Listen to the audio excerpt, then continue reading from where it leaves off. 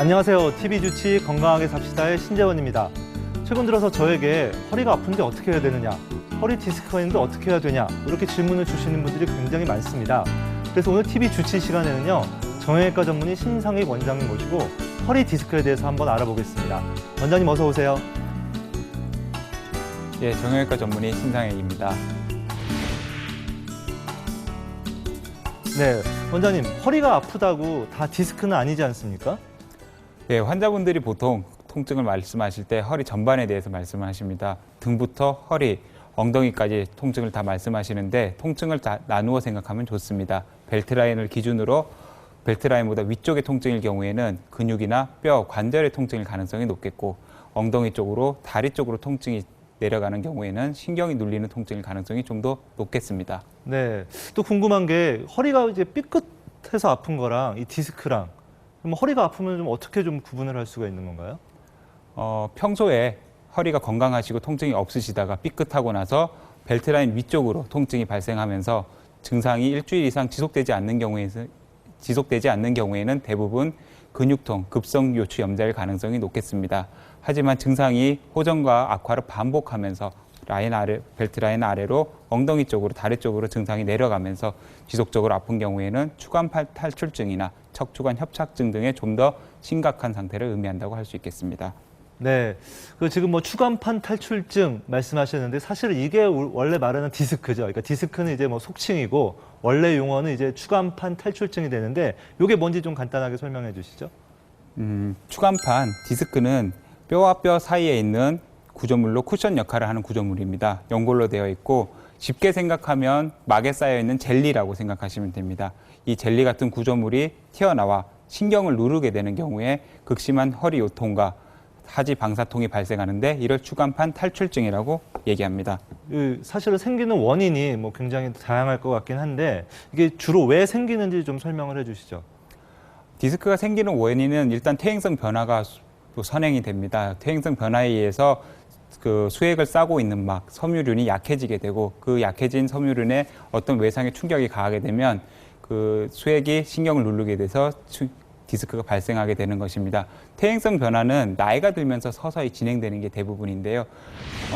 체중 증가, 흡연, 자세 이상이라든지 무리한 반복적인 활동에 의해서 좀 더 악화되고 조기에 퇴행성 변화가 나타날 수 있겠습니다. 네, 뭐 결론적으로 말씀을 주신 거 보면은 퇴행성 변화에 의한 것에다가 이제 외상으로 인해서 이제 발생한다고 하셨잖아요. 예. 이 외상이라 그러면 주로 어떤 상황을 이야기하는 건지 좀 말씀해 주시죠. 흔히들 외상이라 하면은 굉장히 심각한 외상들을 생각하는데 낙상과 같이 비교적 강한 외상도 있겠지만 세수한다든지 가볍게 허리를 굽힌다든지 기침한다든지 가벼운 외상에 의해서도 디스크는 충분히 발생할 수가 있습니다. 네, 뭐 가벼운 기침에 의해서도 발생할 수 있다고 하니까 굉장히 좀 놀라운데요.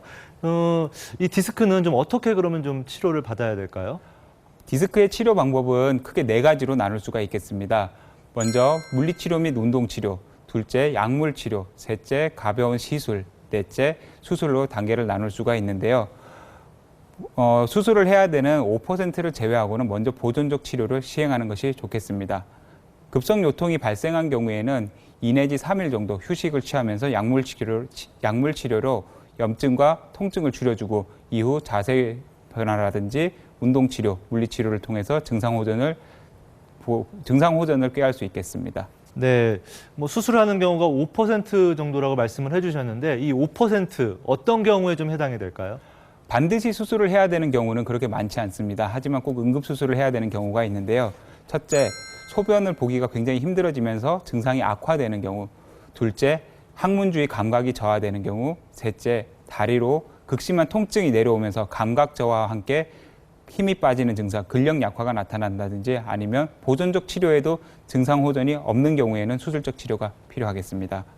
사실 일반인들은 이게 수술한 척추, 특히 디스크 같은 거 수술하면 안 된다 이런 얘기를 많이 하세요. 실제로 어떤가요? 예, 제 외래에서도 환자분들이 수술하면 못 걷는 거 아니에요, 수술하면 안 되는 거 아니에요, 수술 절대 하지 말라 그러던데요 라는 말씀을 많이 하십니다. 하지만 그렇지는 않습니다. 수술은 양날의 검과 같은 거죠.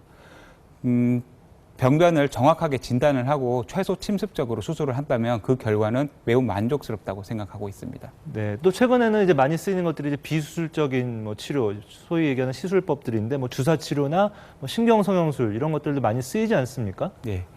그 전통적으로 많이 쓰이던 방법은 경막의 주사 치료라 해서 그 신경과 디스크 사이에 가느다란 주사 바늘을 넣고 약물을 주입하여 디스크의 부종과 신경의 부종을 가라앉히는 방법이었습니다.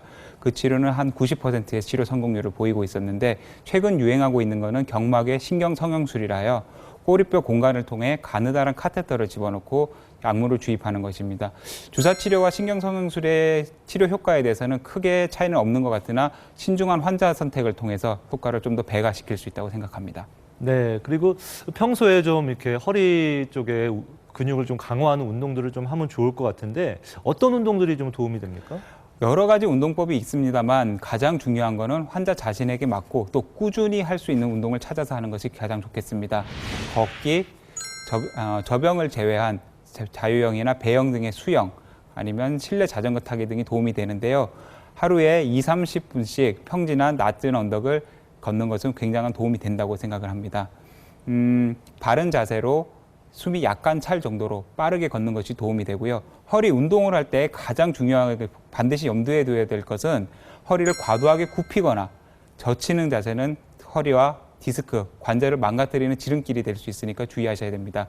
흔히들 많이 하는 허리 운동으로 윗몸 일으키기가 있는데 윗몸 일으키기를 100개씩 하면 복근은 좋아질지 모르겠지만 허리 관절은 망가질 수 있다는 것을 염두에 두셔야 되겠습니다.